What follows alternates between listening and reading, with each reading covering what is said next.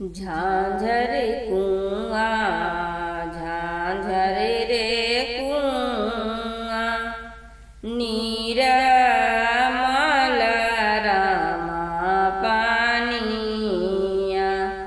झांझर कुआं झांझर रे कुआं नीरमल रामा पानिया। सेही तर दुलरई तो गे बेटी रोपले सुंदर फूलवा।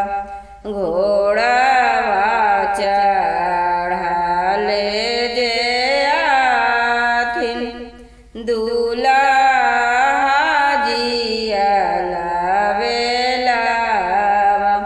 घोड़वा के टापे जी दूल्हा रौंदी देलन सुंदर फूलवा।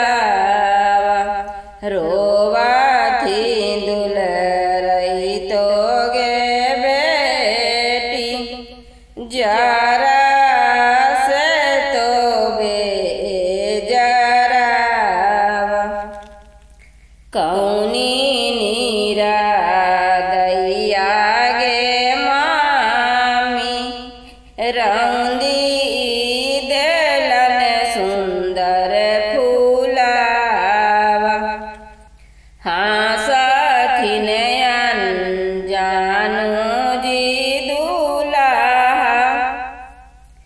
जरा से तो बेजरावा। हम तो जानती है धानी रोपल हाई सुंदर फूलवा। दूधवे पाटती है धानी एहो सुंदर रामा फूलवा। रेशम के धागा है धानी गूथती हम गाजलवा। हो गाजलवा है धानी तोहरो जुड़ा हम लगाईती। कोरा नदियवा में दूधवा जमावली सेहू दूधवा धुइयां बानी खिलले आका सगे माई। सेहू दूधवा धुइयां बानी खिलले आकाश गे माँ।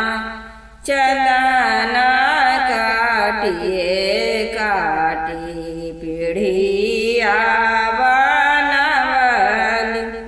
बैठू गे दुलरई तो बेटी आसन माँ रगे माई।